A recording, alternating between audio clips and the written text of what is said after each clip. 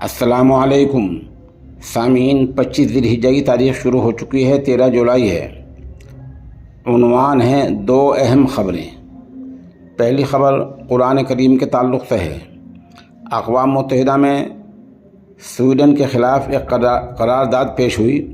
Sweden وہ ملک ہے جس نے اپنے یہاں ایک شخص کو نعوذ باللہ قرآن کریم جلانے کی اجازت دی تھی۔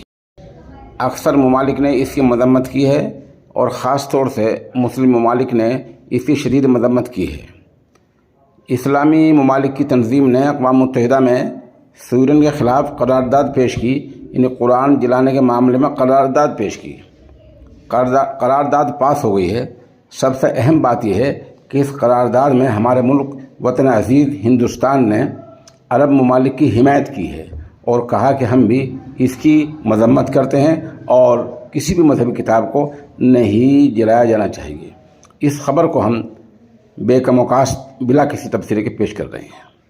دوسری خبر ریاست کرناٹک کے تعلق سے ہے، جہاں حضرت مولانا ثقیل احمد رشادی جو امیر شریعت ہیں، ان کی رہنمائی میں علماء کے ایک وفد نے کرناٹک کے وزیر اعلیٰ سے ملاقات کی ہے۔